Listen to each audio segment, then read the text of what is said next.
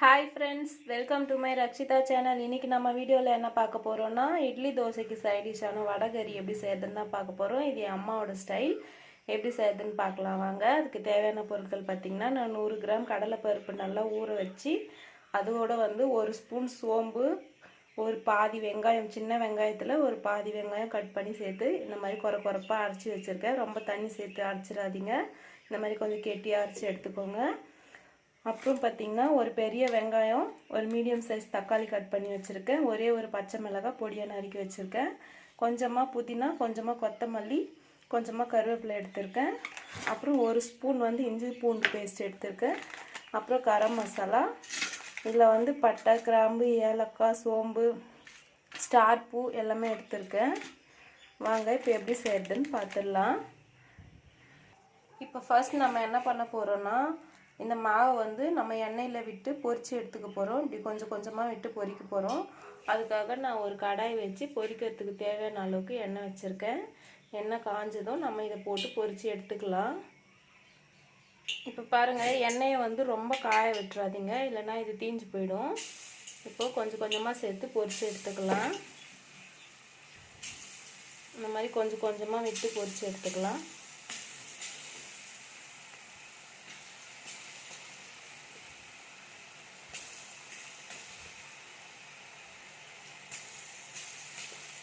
அடுப்பை சிம்மில் வச்சுருங்க, இல்லைன்னா ரொம்ப தீஞ்சு போயிடும். நம்ம தீய வைக்கக்கூடாது.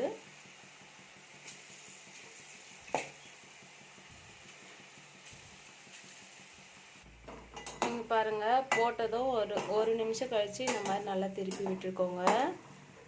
இப்போவே கொஞ்சம் தீஞ்ச மாதிரி ஆயிடுச்சு லைட்டாக. அதனால தான் ஒரு நிமிஷத்துலேயே இந்த மாதிரி நல்லா திருப்பி விட்டுக்கோங்க.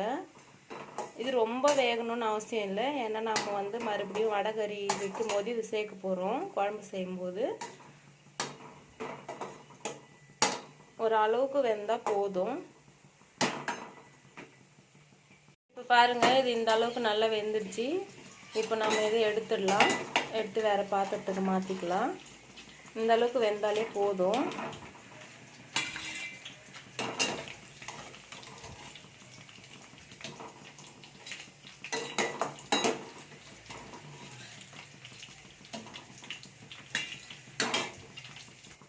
இப்போ பாருங்கள், நாம் பொரித்து எடுத்தாச்சு. இனி என்ன செய்யறதுன்னு பார்க்கலாம். என்னோடய பாட்டியும் இந்த மாதிரி ஸ்டைலில் தான் செய்வாங்க. பட் என் பாட்டி இந்த மாவு பொரிக்க மாட்டாங்க.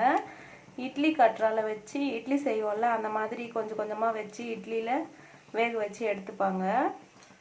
ஆனால் என் அம்மா இந்த மாதிரி பொரிச்சு தான் செய்வாங்க. எனக்கு இந்த டேஸ்ட் ரொம்ப பிடிக்கும், அதனால நான் இந்த மாதிரி செய்வேன் எப்போவுமே. வாங்க இப்போ எப்படி செய்யறதுன்னு பார்க்கலாம். இப்போ பாருங்கள், அதே கடாயில் அந்த எண்ணெயை கொஞ்சம் சேர்த்துக்கிட்டேன், வடை மாவு பொரிச்ச எண்ணெயை. அதோட எண்ணெய் காஞ்சதும் கொஞ்சமாக கடுகு சேர்த்துருக்கேன். அதுக்கப்புறம் நம்ம எடுத்துருக்க இந்த ஹோல் ஸ்பைசஸ் மசாலா சேர்த்துக்கலாம். கடுகு நல்லா வெடிச்சதுக்கப்புறம் நம்ம வெங்காயம் சேர்த்துக்கலாம். கடுகு வெடிச்சிருச்சு, இப்போ நம்ம வெங்காயம் சேர்த்துக்கலாம். இதோடவே அந்த கருவேப்பிலை, கொத்தமல்லி, புதினாவும் கொஞ்சம் கொஞ்சமாக சேர்த்துக்கலாம். கொஞ்சமாக வச்சுருங்க, நம்ம லாஸ்ட்டில் சேர்த்துக்கலாம். மொத்த கருவேப்பிலை, கொத்தமல்லி, புதினாயும் சேர்த்துடாதீங்க. நம்ம லாஸ்ட்டில் இறக்கும் போது கொஞ்சம் தூவி இறக்குவோம், அதுக்காக கொஞ்சம் நிறுத்திக்கோங்க. இப்போ வெங்காயம் நல்லா வறுத்துடட்டும். வெங்காயம் வதங்கும் போதே நம்ம கட் பண்ணி வச்சுருக்க ஒரு பச்சை மிளகாயும் சேர்த்துக்கலாம். சேர்த்து நல்லா வதக்கிக்கலாம். வெங்காயம் இந்த அளவுக்கு வதங்கினதுக்கப்புறமா நம்ம தக்காளி சேர்த்துக்கலாம். தக்காளி எப்போவுமே கம்மியாக சேருங்க வெங்காயத்தை விட, ஏன்னா வடகறி புளிப்பாயிடும். இதோடவே நம்ம கொஞ்சம் கல் உப்பு சேர்த்துக்கலாம். சேர்த்து நல்லா வதக்கிக்கலாம். அப்போ தான் தக்காளி நல்லா வதங்கும். இப்போ பாருங்கள், தக்காளியும் வதங்கிடுச்சு. இப்போ நம்ம எடுத்து வச்சுருக்க இஞ்சி பூண்டு பேஸ்ட் சேர்த்துக்கலாம். இஞ்சி பூண்டு பேஸ்ட்டும் அதிகமாக சேர்த்துறாதீங்க, சும்மா ஒரு ஸ்பூன் சேர்த்தா போதும். இப்போ பாருங்கள், இஞ்சி பூண்டு பேஸ்ட் சேர்த்ததுக்கப்புறமா சிம்மில் வச்சுருங்க அடுப்பை, இல்லைன்னா தீஞ்சு போயிடும், அடி பிடிச்சிரும். அதனால் சிம்மில் வச்சுடுங்க. இப்போது இதோட வந்து ஒரு 1/4 ஸ்பூன் மஞ்சள் பொடி சேர்த்துக்கலாம். அதோட நம்ம காரத்துக்கு தேவையான அளவுக்கு chilli powder, red chilli powder சேர்த்துக்கலாம். நம்ம வந்து வீட்டுக்கு குழம்பு மிளகாத்தூளும் ஒரு ஸ்பூன் சேர்க்க போகிறோம். அதனால் சில்லி பவுடர் கம்மியாக சேர்த்துக்கோங்க. இப்போது வீட்டில் அரைச்ச குழம்பு பொடியும் கொஞ்சமாக சேர்த்துக்கலாம். ஏன்னா நம்ம பச்சை மிளகாலாம் சேர்த்துருக்கோம், காரம் கொஞ்சம் கம்மியாக இருக்கலாம். ஏன்னா குழந்தைங்கள்லாம் சாப்பிடும்போது ரொம்ப காரமாக இருந்தால் சாப்பிட மாட்டாங்க. சேர்த்து நல்லா வதக்கிக்கலாம். இப்போ இதோடவே நாம் வந்து கரம் மசாலா சேர்த்துக்கலாம். கொஞ்சமாக ஒரு ஸ்பூன் அளவுக்கு சேர்த்துக்கோங்க, போதும். இப்போ நல்லா மிக்ஸ் ஆனதுக்கப்புறமா வடகறிக்கு தேவையான அளவுக்கு தண்ணி சேர்த்துக்கலாம்.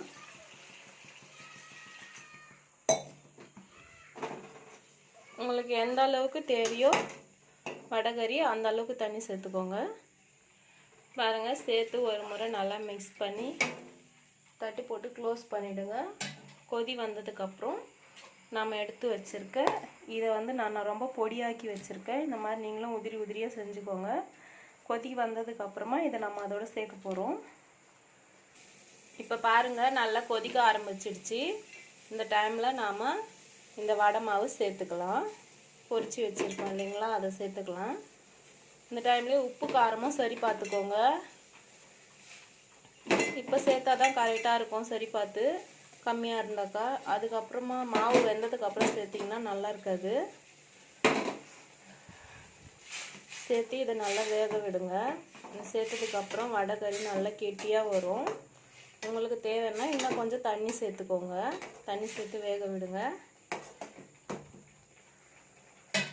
ரொம்ப கெட்டியாக இருக்குன்னு ஃபீல் பண்ணிங்கன்னா கொஞ்சமாக தண்ணி சேர்த்துக்கோங்க இந்த ஸ்டேஜ்லேயே. இல்லை இந்த ஸ்டேஜ் போதும்னா நீங்கள் தண்ணி சேர்க்க வேண்டாம். இது ஒரு 5 நிமிஷம் நல்லா வேகட்டும். இப்போ பாருங்கள், 5 நிமிஷம் நல்லா வடைகறி காஞ்சிடுச்சு. பாருங்கள் எப்படி இருக்குன்னு. ஏன்னா நம்ம ஏற்கனவே இதை வந்து வறுத்து எடுத்துருக்கோம் மாவு, அதனால ரொம்ப நேரம் வேக வைக்க வேண்டாம். 5 நிமிஷம் வெந்தாலே போதும். இப்போது ஸ்டவ் ஆஃப் பண்ணிவிட்டு நம்ம நிறுத்தி வச்சுருந்த கொத்தமல்லி, புதினா, கருவேப்பிலை சேர்த்துக்கலாம். சேர்த்து மிக்ஸ் பண்ணி க்ளோஸ் பண்ணிவிடுங்க.